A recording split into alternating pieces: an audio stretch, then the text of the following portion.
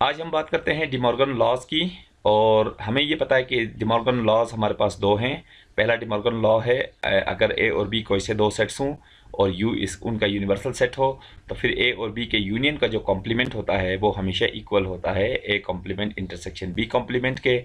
और ए और बी के इंटरसेक्शन का जो कॉम्प्लीमेंट होता है वो उन दोनों के इंडिविजुअल कॉम्प्लीमेंट्स के यूनियन के बराबर होता है। तो ये दोनों डिमॉर्गन लॉज हम पढ़ते आए हैं। ये प्राइमरी लेवल के ऊपर भी हम पढ़ते हैं, ये सेकेंडरी लेवल पे भी पढ़ते हैं, और इवन हम इंटरमीडिएट लेवल पे भी ये चीज़ें डिस्कस करते रहते हैं। और वहाँ पे हमने इनके प्रूफ्स भी किए होते हैं। हम इनके प्रूफ्स, लेकिन उन प्रूफ्स में और वो प्रूफ जो आज हम बताने वाले हैं उसमें एक डिफरेंस है। डिफरेंस ये है कि उन लेवल्स पे, यानी सेकेंडरी लेवल या उससे लोअर लेवल्स में, जब हम डिमॉर्गन लॉज को डिस्कस करते हैं और उनकी वेरिफिकेशन की बात करते हैं, तो वहाँ पे हमें कुछ पर्टिकुलर सेट्स गिवन होते हैं। अगर नहीं भी गिवन हो तो हम खुद भी कुछ सेट्स लेते हैं, जैसे कि हम ए कंसीडर करते हैं 2 4 6 8। इसी तरह बी हम कंसीडर करते हैं कोई भी एक पर्टिकुलर सेट, जैसे 1 2 3 5 7।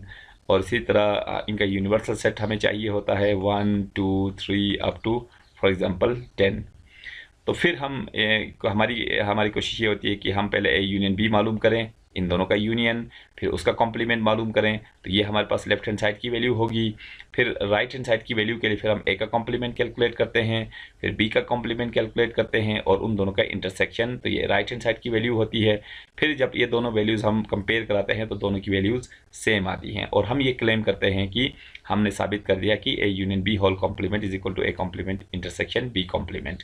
तो इसमें हमने ये साबित किया है कि ये जो फर्स्ट डिमॉर्गन लॉ है वो ट्रू होगा अगर हम ए की वैल्यू ये रखें, बी की वैल्यू ये रखें, यू की वैल्यू ये रखें। यानी ए बी और यू जो सेट्स हैं, अगर हम ये सेट्स ले लें तो फिर ये रिजल्ट हमेशा इस रिजल्ट के इक्वल होगा।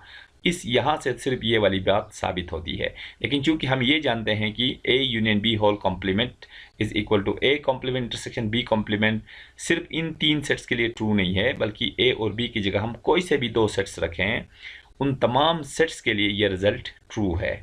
तो हम फिर इस बात को कैसे साबित करें कि ए और बी की जगह दो मखसूस सेट्स के बजाय हम कोई से भी दो सेट्स रख लें, उन सब के लिए ये रिजल्ट ट्रू होगा।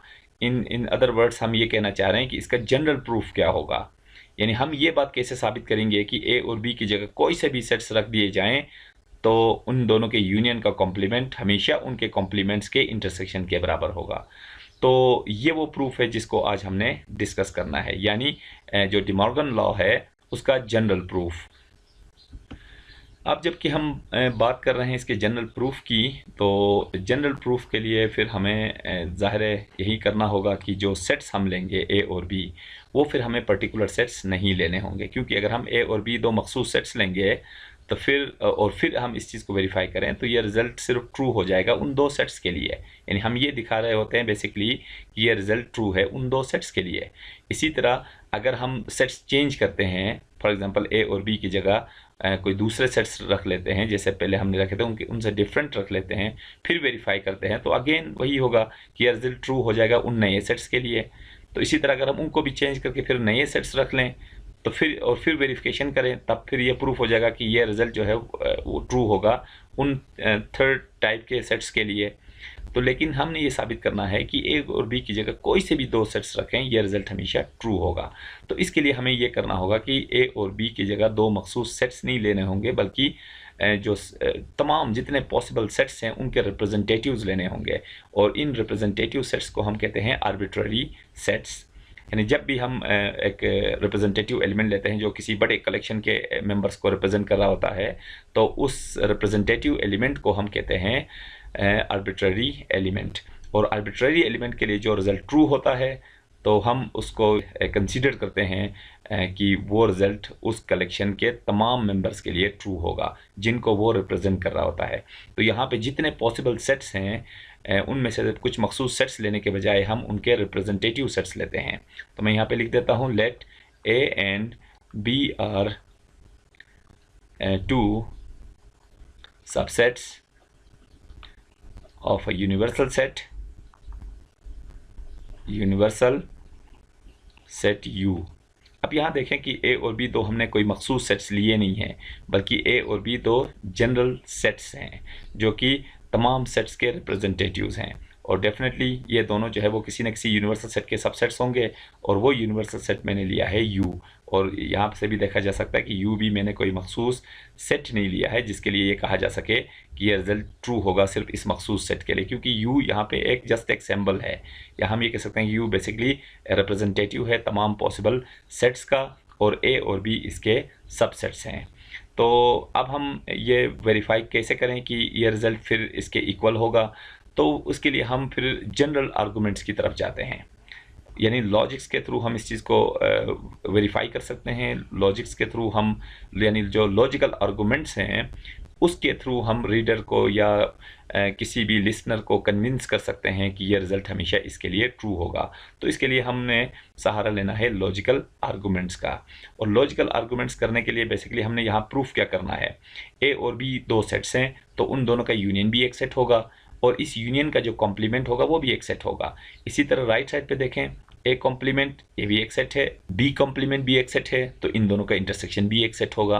तो बेसिकली हमने साबित ये करना है कि लेफ्ट हैंड साइड पे भी एक सेट है, राइट हैंड साइड पे भी एक सेट है, ये दोनों सेट्स आपस में इक्वल हैं। अब इससे पहले हमने सेट्स की इक्वलिटी के बारे में हमने ये पढ़ा है कि दो सेट्स आपस में इक्वल कब होंगे। जो सेट्स से रिलेटेड जो टर्मिनोलॉजीज जब हमने डिस्कस की हैं तो वहाँ पे हमने ये देखा है कि दो सेट्स आपस में इक्वल कब होते हैं। बल्कि जब हम इम्प्रॉपर सबसेट्स को डिस्कस कर रहे थे तो हमने कहा था कि दो सेट्स ए और बी आपस में इक्वल तब होंगे अगर पहला सेट सबसेट हो दूसरे का और दूसरा सेट सबसेट हो पहले का। यानी ये सेट्स की इक्वलिटी को हमने यूँ डिफाइन किया था कि अगर एक सेट ए सेट बी का सबसेट हो और सेट बी सेट ए का सबसेट हो, तो इससे हम ये कंक्लूड कर सकते हैं कि सेट ए और सेट बी आपस में इक्वल हैं। ये हमने सेट्स की इक्वलिटी डिफाइन की है पहले। तो इसका मतलब ये हुआ कि दो सेट्स आपस में इक्वल तब होते हैं अगर पहला सेट दूसरे का सबसेट हो और दूसरा सेट पहले का सबसेट हो। तो यहाँ पे हम ये देख सकते हैं कि लेफ्ट हैंड साइड पे भी एक सेट है, राइट हैंड साइड पे भी एक सेट है।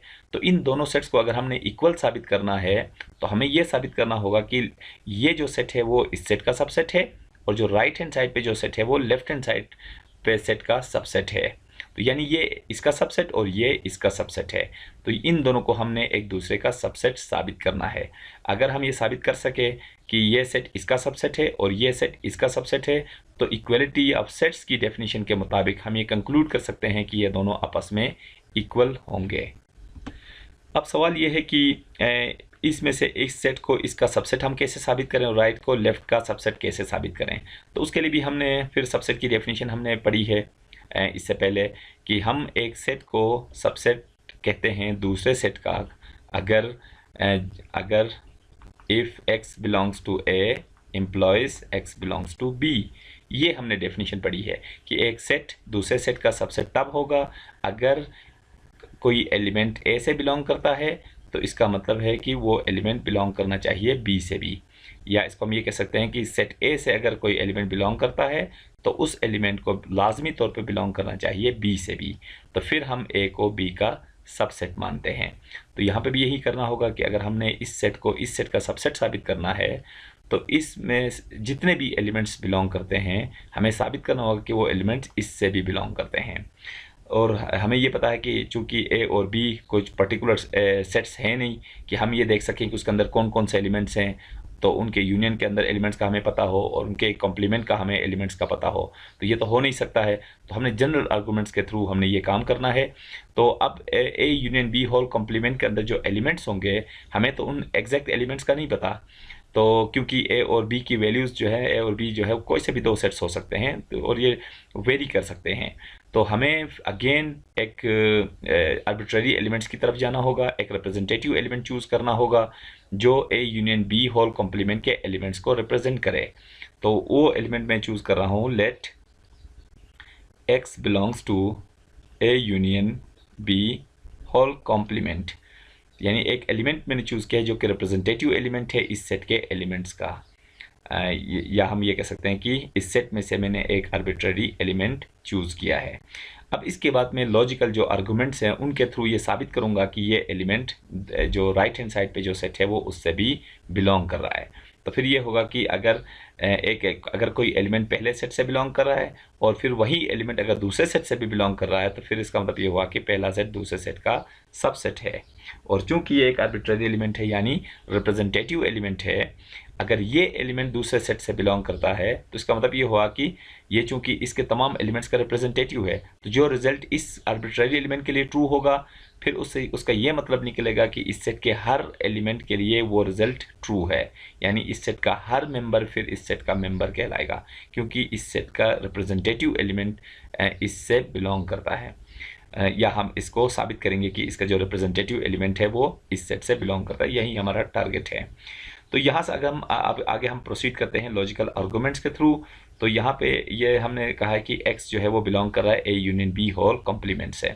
अब हमें कॉम्प्लीमेंट की डेफिनेशन का पता है। कॉम्प्लीमेंट की डेफिनेशन क्या होती है कि अगर कोई एलिमेंट ए कॉम्प्लीमेंट से बिलोंग करता है तो उसका क्या मतलब है। ए कॉम्प्लीमेंट के अंदर किस टाइप के एलिमेंट्स होते हैं, यू के वो एलिमेंट्स होते हैं जो ए से बिलोंग नहीं करते। यानी ये है कि if x belongs to u and x not belongs to a, then x belongs to a complement। यानी एक एलिमेंट किसी सेट के कॉम्प्लीमेंट से तब बिलोंग करता है जब वो एलिमेंट यूनिवर्सल सेट का एलिमेंट हो और वो एलिमेंट ए से बिलोंग ना करे। यानी यूनिवर्सल सेट का कॉम्प्लीमेंट से बिलोंग करने वाले एलिमेंट्स बेसिकली यूनिवर्सल सेट के वो एलिमेंट्स होंगे जो सेट ए से बिलोंग नहीं करते होंगे। तो यहाँ पे भी मैं कह सकता हूँ कि अगर x इस सेट के कॉम्प्लीमेंट से बिलोंग करता है तो इसका मतलब ये हुआ कि x जो है वो यूनिवर्सल सेट का एक ऐसा एलिमेंट है जो कि बिलोंग नहीं करता इस सेट से ए यूनियन बी से। तो ये मैंने यहाँ पे जो कॉम्प्लीमेंट की डेफिनेशन है वो यूज़ की है कि एक एलिमेंट किसी सेट के कॉम्प्लीमेंट से बिलोंग करता है तो इसका मतलब ये हुआ कि वो सेट बेसिकली यूनिवर्सल सेट का ऐसा एलिमेंट है जो उस सेट से बिलोंग ना करे। तो अब इसको फर्दर में क्या लिख सकता हूँ कि x belongs to u and अब यहाँ पे हमने लिखा कि x not belongs to a union b, यानी x a और b के यूनियन में मौजूद नहीं है। तो इसका मतलब है कि a और b के यूनियन में अगर कोई एलिमेंट नहीं है तो इसका मतलब ये हुआ कि x जो है वो बिलोंग नहीं करता सेट a से और x बिलोंग नहीं करता सेट b से, क्योंकि अगर x इन दोनों में से किसी एक भी सेट से बिलोंग करता तो वो इसके यूनियन में ज़रूर आ जाता। तो जब एक एलिमेंट दो सेट्स के यूनियन में नहीं है तो इसका मतलब ये हुआ कि वो एलिमेंट फिर इन दोनों में से किसी सेट में नहीं होगा, क्योंकि अगर इनमें से किसी एक सेट में भी होता तो वो यूनियन में लाजमी आना था। तो यूनियन से बिलोंग न करने का मतलब ये है कि वो दोनों सेट से बिलोंग नहीं करता। तो इसको मैं फिर कुछ ऐसे और यहाँ पे ये जो मैं सिंबल यूज़ कर रहा हूँ ये एंड के लिए यूज़ कर रहा हूँ। ये जो सिंबल है वो हम एंड के लिए यूज़ करते हैं और इस चीज़ को मैं लिख सकता हूँ कि x belongs to u and x not belongs to a, not belongs to a and x belongs to u, x not belongs to b। यानी x u का मेंबर है और x a का मेंबर नहीं है, फिर x u का member है और x b का मेंबर नहीं है। अब यहाँ से मैं ये बता सकता हूँ कि x belongs to u and x not belongs to a। इसका क्या मतलब है, ये डेफिनेशन मैंने लिखी है यहाँ पे। अगर एक एलिमेंट यूनिवर्सल सेट में मौजूद है लेकिन वो सेट a में नहीं है तो इसका मतलब ये है कि वो एलिमेंट a के कॉम्प्लीमेंट का मेंबर है। तो यहाँ से फिर मैं ये लिख सकता हूँ कि अगर x जो है वो u का मेंबर है लेकिन a में मौजूद नहीं है तो इसका मतलब ये हुआ कि x फिर a कॉम्प्लीमेंट का मेंबर है। इसी तरह एंड मैं ये लिख सकता हूँ x u का मेंबर लेकिन x b का मेंबर नहीं है, तो इसका मतलब ये हुआ कि x फिर b कॉम्प्लीमेंट का मेंबर है। तो यहाँ पे ये देख लें x एक ऐसा एलिमेंट है जो a कॉम्प्लीमेंट में भी है और b कॉम्प्लीमेंट में भी है, या हम ये कह सकते हैं कि x जो है वो a कॉम्प्लीमेंट और b कॉम्प्लीमेंट का कॉमन एलिमेंट है। और कॉमन एलिमेंट का मतलब ये है कि वो इन दोनों के इंटरसेक्शन से भी बिलोंग करेगा, a complement intersection b complement, क्योंकि x इससे भी बिलोंग कर रहा है और x इससे भी बिलोंग कर रहा है। जब एक एलिमेंट दो सेट्स में मौजूद हो तो इसका मतलब ये होगा कि वो उन दोनों के इंटरसेक्शन में भी मौजूद होगा। तो इसका मतलब ये हुआ कि x जो है वो a कॉम्प्लीमेंट और b कॉम्प्लीमेंट के इंटरसेक्शन का भी मेंबर है। तो यहाँ पे देख लें कि जो लेफ्ट हैंड साइड पे जो सेट है उससे हमने एक आर्बिट्ररी एलिमेंट लिया था, यानी एक रिप्रेजेंटेटिव एलिमेंट लिया था, और हमने साबित कर दिया कि वो एलिमेंट राइट हैंड साइड वाले सेट से भी बिलोंग करता है। तो इससे ये साबित हुआ कि लेफ्ट हैंड साइड के जितने भी मेंबर्स हैं वो सब के सब राइट हैंड साइड के सेट से बिलोंग करते हैं।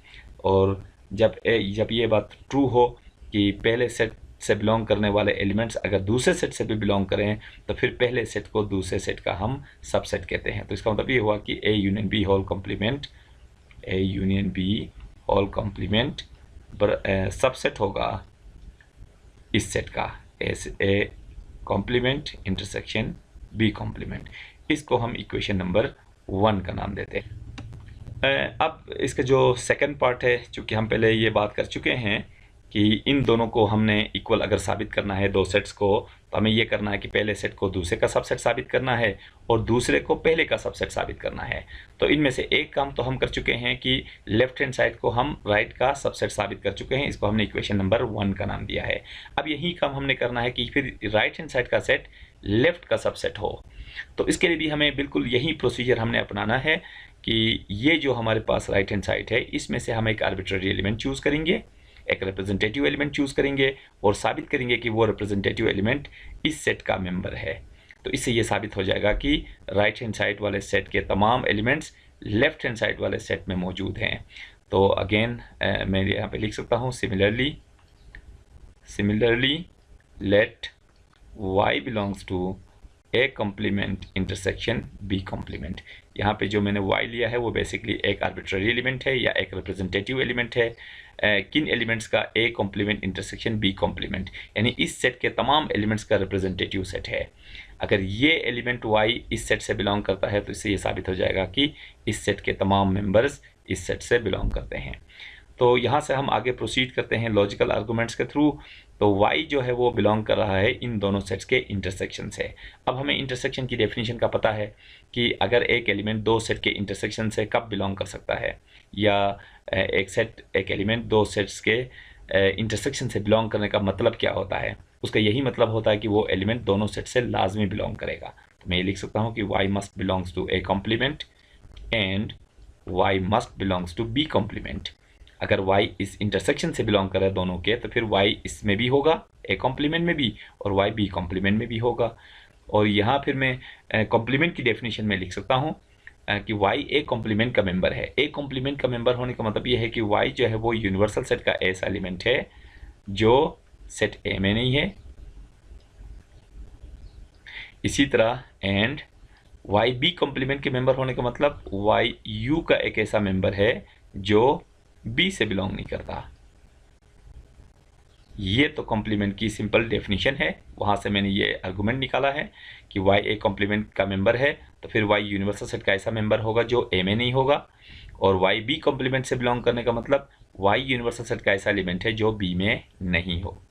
तो इस चीज़ को फर्दर मैं लिख सकता हूँ y belongs to u and y not belongs to A and y not belongs to b। क्योंकि यहाँ पे भी ये बात की गई है कि y u का मेंबर है, यहाँ पे भी y u का मेंबर है, तो मैंने इसको एक दफ़ा लिखा है कि y u का एक ऐसा मेंबर है जो a में भी नहीं है और b में भी नहीं है। तो इसका मतलब ये हुआ कि y u का एक ऐसा मेंबर है जो कि, तो जब a में भी नहीं है और b में भी नहीं है तो फिर y जो है वो फिर a यूनियन b में भी नहीं हो सकता, क्योंकि a यूनियन b से बिलोंग करने के लिए कम से कम y को या तो a में होना चाहिए या b में होना चाहिए, यानी इन दोनों में से कम किसी एक में ज़रूर होना चाहिए। अगर y इन दोनों में से किसी में भी नहीं है तो फिर ये इनके यूनियन में भी नहीं आ सकता। तो यहाँ से फिर अगेन ये कॉम्प्लीमेंट की डेफिनेशन बन गई है कि y यूनिवर्सल सेट का ऐसा मेंबर है जो इस सेट में मौजूद नहीं है। तो इसका मतलब ये हुआ कि ये इस सेट के कॉम्प्लीमेंट से बिलोंग करता है, यानी y बिलोंग करता है ए यूनियन बी के कॉम्प्लीमेंट से, क्योंकि y यूनिवर्सल सेट का ऐसा मेंबर है जो ए और बी के यूनियन में नहीं है, तो ये ए और बी के यूनियन की कॉम्प्लीमेंट से बिलोंग करेगा। तो इसका मतलब ये हुआ कि जैसे हमने कहा था कि y बेसिकली इस सेट का एक आर्बिट्ररी एलिमेंट है और हमने साबित कर दिया कि ये जो आर्बिट्ररी या रिप्रेजेंटेटिव एलिमेंट है वो लेफ्ट हैंड साइड पे जो सेट है उससे बिलोंग करता है। तो इसका मतलब ये हुआ कि इस सेट का हर मेंबर इस सेट से बिलोंग कर रहा है, यानी इस सेट का हर मेंबर इस सेट से बिलोंग कर रहा है, तो इसको हम लिख सकते हैं A complement intersection B complement subset of A union B whole complement. क्योंकि ये फिर सबसेट की डेफिनेशन है कि अगर एक सेट से कोई एलिमेंट बिलोंग कर रहा हो और उसका नतीजा ये हो कि वो सेट फिर दूसरे सेट से भी बिलोंग कर रहा है, तो फिर पहला सेट दूसरे सेट का सबसेट होगा। तो इसको मैं इक्वेशन नंबर 2 का नाम दे देता हूँ। तो इक्वेशन नंबर 1 में हमने ये साबित किया था कि A union B whole complement A complement intersection B complement का सबसेट है, और 2 में हमने साबित कर दिया कि जो राइट हैंड साइड पे सेट है वो फिर लेफ्ट का सबसेट है। तो इन दोनों इक्वेशन से ये साबित हो रहा है कि लेफ्ट सेट राइट का सबसेट है और राइट सेट लेफ्ट का सबसेट है, यानी ये दोनों एक दूसरे के सबसेट्स हैं। और इस तरह की सिचुएशन कब पैदा होती है, जब ए सबसेट हो बी का और बी सबसेट हो ए का। तो ये तब मुमकिन होता है अगर ए और बी आपस में इक्वल हों। तो मैं यहाँ पे ये लिख सकता हूँ कि ये इसका सबसेट और ये इसका सबसेट तभी हो सकता है जब ये दोनों आपस में इक्वल हों। तो मैं यहाँ पे लिख सकता हूँ from equation 1 and 2 we can conclude A complement intersection B complement is equal to A union B whole complement. तो ये इसका एक जनरल प्रूफ है।